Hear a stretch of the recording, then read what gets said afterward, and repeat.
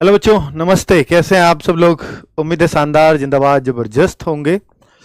IBPS clerk की भर्ती, आप लोगों को मालूम है कि इसका फॉर्म तो अभी डेट नहीं आई है, लेकिन कैलेंडर में अपडेट कर दिया है कि आपका एग्जाम कब होगा। हालांकि पहले भी कैलेंडर आ चुका था, लेकिन अभी अपडेटेड कैलेंडर आया है इस बार। और बार से थोड़ा लेट तो हुआ है, लेकिन एग्जाम का रिजल्ट जो आपको मालूम है कि भैया वो आता है तो वो उसी दौरान आएगा। 1 जनवरी को आता है तो 1 जनवरी ही रहेगा, और आरआरबी का 1 अप्रैल को आता है तो वो 1 अप्रैल ही रहने वाला है। ठीक है, तो उसमें आप कंफ्यूज नहीं होइएगा कि कब कौन सा कैसे रिजल्ट आएगा। वो उसी डेट पे आएंगे जो उनकी डेट फिक्स है पहले से। हालांकि एग्जाम का देखिए, सबसे अच्छा अगर कोई कैलेंडर चलता है तो वो बैंकिंग का ही चलता है। इस बार देखा गया कि अपडेटेड कैलेंडर हुआ, थोड़ी चीजें पीछे हटी, पर उससे आपको निराश नहीं होना है। उससे ये सोचना है कि शायद मेरी तैयारी और थोड़ी बेहतर हो सकती है अगर मैं इस टाइम को और थोड़ा यूटिलाइज कर पाऊँ, क्योंकि मेरे को जॉब तो उसी टाइम पे मिल जाएगी फाइनली, जिस टाइम पे रिजल्ट इनका आता रहा है। चलिए आगे बात करते हैं। भाई देखना, कनेक्शन सही चल रहा है?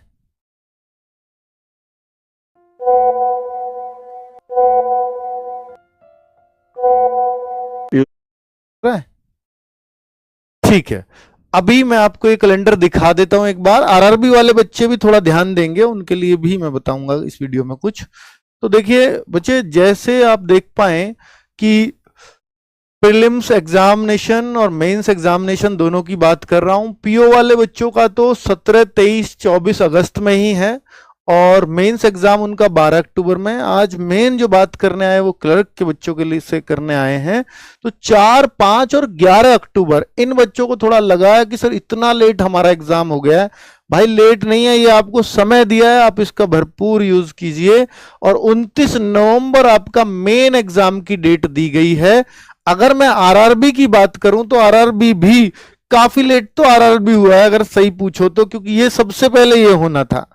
और जो अब कहां चला गया है, 6, 7, 13 और 14 दिसंबर को। ये बच्चे सोच रहे हैं कि भाई अब तो हमारे लिए परेशानी हो जाएगी। भाई आपका 1 अप्रैल को रिजल्ट आता था, वो आएगा, उसकी टेंशन क्यों ले रहे हो? ठीक है, तो वो तो अभी उसने उतना मार्जिन रखा है आपके रिजल्ट को देने लायक। उसने यहां भी उतना मार्जिन रखा है कि 1 जनवरी को रिजल्ट देना है तो 1 जनवरी को आएगा। तो भाई क्या दिक्कत है आपको? जो क्लर्क जिस दिन बनने थे उस दिन तो बन के रहोगे। आपका रिजल्ट 1 अप्रैल को आना था, 1 अप्रैल को आएगा। क्लर्क तो उसी दिन बनने थे आप। ठीक है, तो यहां भी अगर आप मेंस की देखेंगे, ये पीओ की देखेंगे आरआरबी में, तो वहां भी आपको दिखता है 22, 23 नवंबर, तो काफी पीछे लेकर के गया है इनको।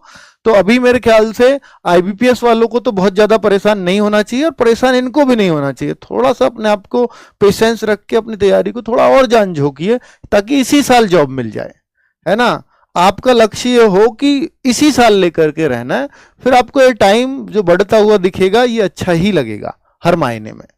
अब मैं बात करता हूं कि भाई देखिए, आईबीपीएस क्लर्क की, क्योंकि क्लर्क का एग्जाम पहले है तो मैं पहले उसकी बात कर लेता हूं, और उसी की बात अधिकतर करेंगे आज इस वीडियो में। तो आईबीपीएस प्रीलिम्स अर्लीस्ट डेट अब तक अगर मैं कंपैरिजन करूं तो ये हमारा 4 अक्टूबर 2025 और 6 दिसंबर 2025, ये इन्होंने कंपैरिजन किया प्रीलिम्स से। कितना फर्क है आरआरबी में और आईबीपीएस में, देखिए इतने डेज का फर्क है। यानी कोई बच्चा, ज्यादातर बच्चे ऐसे होते हैं जो आरआरबी भी देंगे, जिसमें थोड़ा इंग्लिश का डर है, वो आरआरबी की तरफ थोड़ा ज्यादा झुका हुआ होता है। इसमें इंग्लिश होती है तो भाई वो इसको भी देते हैं। तो ज्यादातर दोनों बच्चों को मुझे लगता है कि जिनका आरआरबी भी एक लक्ष्य है, एकमात्र लक्ष्य है, उनको आईबीपीएस भी देना चाहिए क्लर्क, क्योंकि प्रीलिम्स तो बहुत आसानी से हो जाएगा, क्योंकि इंग्लिश का झंझट यहां है ही नहीं। आपको सिर्फ मैथ रीजनिंग ही तो देने हैं प्रीलिम्स में, और भाई इसके प्रीलिम्स का बड़ा अच्छा एक्सपीरियंस आपको हो जाएगा आरआरबी वाले का, क्योंकि जो डर है ना आपको एग्जाम देने का, वो काफी हद तक खत्म हो जाएगा।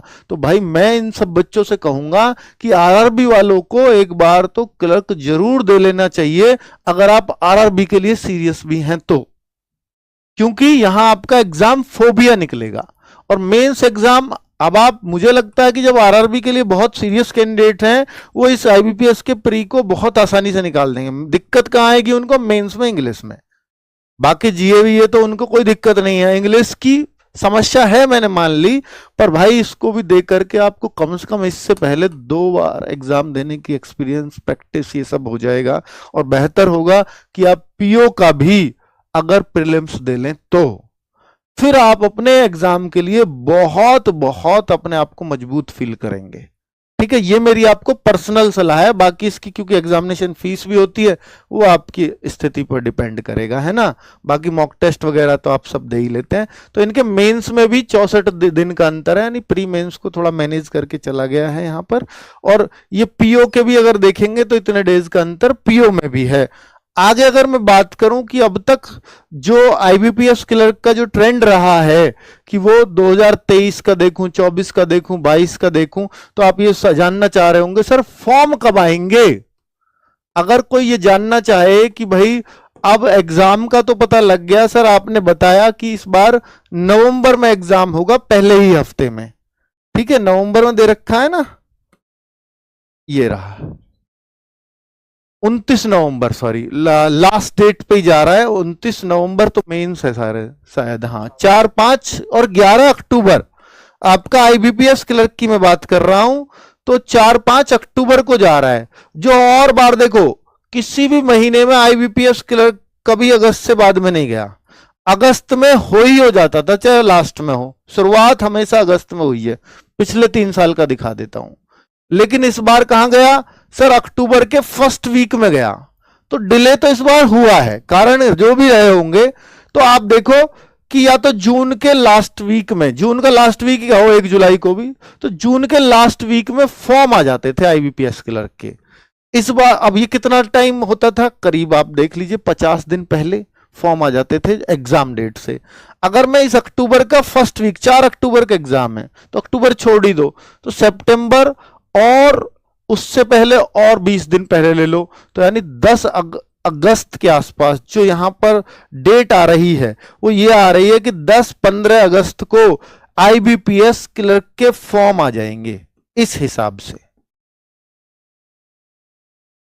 फॉर्म, क्लर्क वाले फॉर्म की मैं बात कर रहा हूं, आईबीपीएस क्लर्क के फॉर्म आपके 10-15 अगस्त वाला जो वीक है उसमें आ रहे होंगे। ठीक है, तो फॉर्म की डेट लगभग क्लियर अब आपको रहेगी, एग्जाम डेट आपको ऑलरेडी क्लियर है। अब चलिए कौन लोग इस फॉर्म को भर पाएंगे, तो 20 साल कम से कम एज होनी चाहिए अगर आप आईबीपीएस का क्लर्क का फॉर्म भरना चाहते हैं, और मैक्सिमम एज 28 साल अगर आप जनरल कैटेगरी में, एससी एसटी में तो ये 28 + 5 33 साल तक आप फॉर्म भर पाएंगे। ओबीसी नॉन क्रिमिलेयर हैं तो 28 की जगह 31 साल ही आपका काउंट किया जाएगा। अगर कोई बेंचमार्क है, डिसेबिलिटी है, तो फिर आपको 10 साल, 28 + 10 यानी 38 साल तक ये फॉर्म भर पाएंगे। लेकिन और कोई एक्चुअल एक्स सर्विसमैन है तो वो अपनी जो एक्चुअल सर्विस +3 साल उनको ये छूट मिलती है, और मिनिमम मैक्सिमम एज उनकी 50 साल से वो ज़्यादा एज नहीं होनी चाहिए इस जॉब को लेने के लिए, और विडो और डाइवर्स वुमेन के लिए 9 ईयर्स की छूट होती है। ठीक है भाई, तो ये सारी क्लैरिटी आपको आपके फॉर्म भरने के लिए मिल गई।